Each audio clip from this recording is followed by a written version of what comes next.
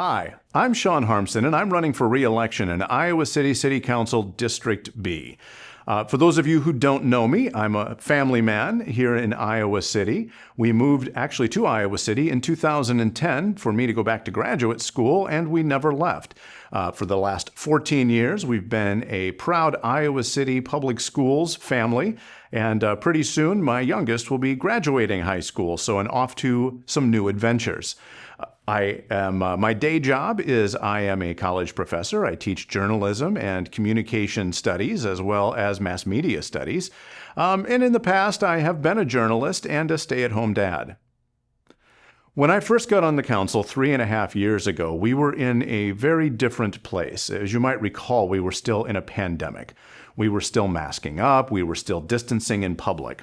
And the challenge for anybody on the council at that time was not only all of the normal challenges that come with a city of 75,000 people, but also what were we going to look like when we came out of the pandemic. And so we had a lot of decisions to make on how we were going to use our resources and guide this community. And I'm proud of the work that I got to be a part of over this period of time.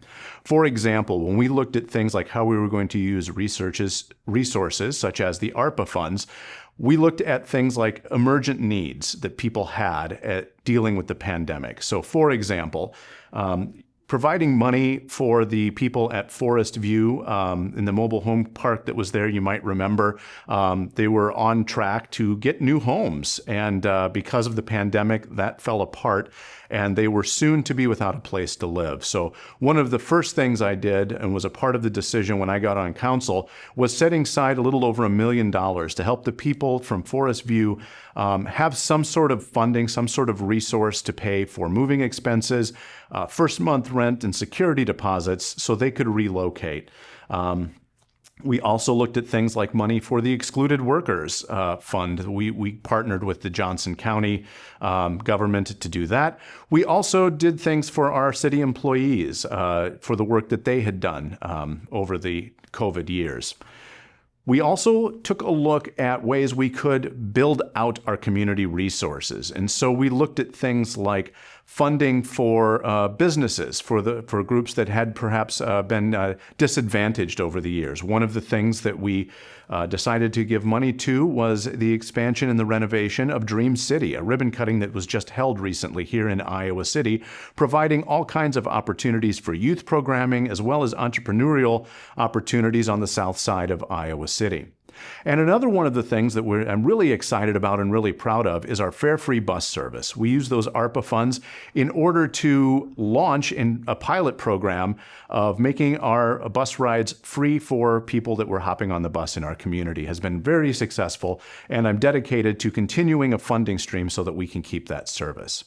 And those are just a few examples of how I decided to use both practical sorts of demands, but also our values in making decisions for this city.